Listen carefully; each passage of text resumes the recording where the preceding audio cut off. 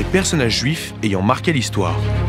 Un feuilleton proposé et présenté par Gérard Inger. Bonjour.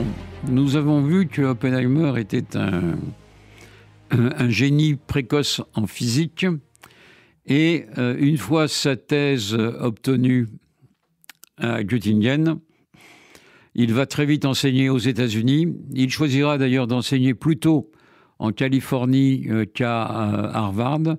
Il enseignera à Berkeley et dans l'université de California Technology, le Caltech. Et il va faire des découvertes impressionnantes en physique nucléaire et en astronomie. Alors, ce sont des domaines où il faut savoir être modeste, du moins en ce qui me concerne. Je n'y connais rien. Je peux simplement vous dire que Oppenheimer a découvert ce qu'on appelle l'effet tunnel, c'est-à-dire que comment un électron peut entrer dans un noyau d'atomes et comment il peut en sortir. Il va être un de ceux qui ont découvert le neutron. On pensait jusqu'alors que le noyau d'un atome était composé uniquement de protons. Lui met en évidence, avec d'autres d'ailleurs, mais lui particulièrement, qu'il y a des neutrons dans les noyaux d'atomes. Il découvrira des particules qu'on appelle les positrons. Et puis, il va s'intéresser à l'astronomie à la fin des années 30, parce que il va montrer que certaines étoiles émettent de manière régulière des rayons, et ce sont les pulsars, et surtout, il va être le découvreur de ce qu'on appelle les trous noirs, c'est-à-dire des étoiles qui implosent sur elles-mêmes et qui, à partir de là, absorbent tout ce qui est proche d'elles, y compris la lumière, et de ces trous noirs, rien ne ressort.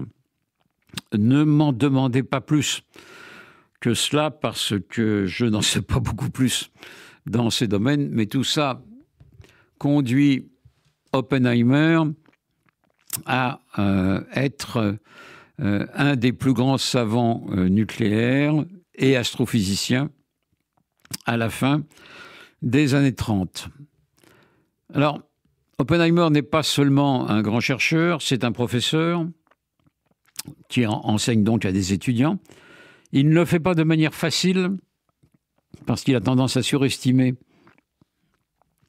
les capacités de ses étudiants, qui se plaignent souvent qu'il va trop vite, qu'il suppose que ces étudiants ont des connaissances qu'ils n'ont pas, et donc ils ont du mal à suivre les cours de Robert Oppenheimer. C'est aussi un homme toujours introverti, très sensible, qui a peu d'amis, il en a, mais pas beaucoup, et qui en fait est également en partie schizophrène, ou en tout cas bipolaire. En Allemagne, dans les années 20, il tentera d'assassiner un de ses condisciples parce que il le soupçonnait d'aimer une femme qui attirait Oppenheimer. Bon, il se fera soigner par un psychiatre et suivre par un psychiatre, mais c'est quelqu'un qui donc aura des pulsions schizophrènes, ce qui n'est pas rare chez des savants de cette ampleur. On aura le même phénomène, par exemple, avec quelqu'un comme Turing, qui est un savant anglais, qui est un des pères de l'informatique, et qui a réussi à déchiffrer les machines cryptées allemandes pendant la guerre.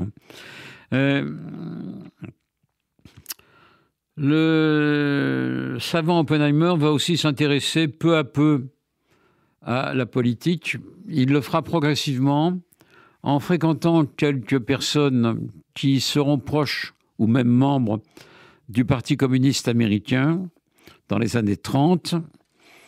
Lui ne sera jamais membre du Parti communiste, mais il va s'intéresser à la politique, lui qui est passé pratiquement sans l'avoir sur la crise de 1929, qui n'a pas suivi la politique américaine de Roosevelt, mais qui découvre que le fascisme, ça existe, puisque plusieurs savants juifs allemands sont obligés de quitter l'Allemagne, puisqu'ils sont juifs.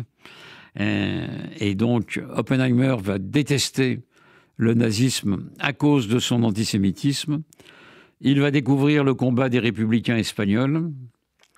Il va assez vite se rendre compte que l'image positive de l'URSS est un leurre et il va comprendre très vite ce qu'est le stalinisme. Mais il va continuer à s'intéresser à la politique et le fait qu'il ait été plus ou moins proche à certains moments du Parti communiste, ou du moins de membres du Parti communiste, suffit, à la fin des années 30, à attirer l'attention du FBI sur sa vie personnelle, qui pour le reste est d'ailleurs d'un plus grand calme, puisqu'il n'est pas marié et on ne lui connaît guère ou pas du tout de relations féminines. Il a visiblement aimé de manière platonique une ou deux femmes, mais rien ne s'est passé. Alors c'est à ce moment-là que la vie d'Oppenheimer se génie, il n'y a pas d'autre terme, sa vie va basculer, comme on le verra dans le prochain épisode. C'était Les personnages juifs ayant marqué l'histoire, un feuilleton proposé et présenté par Gérard Inger.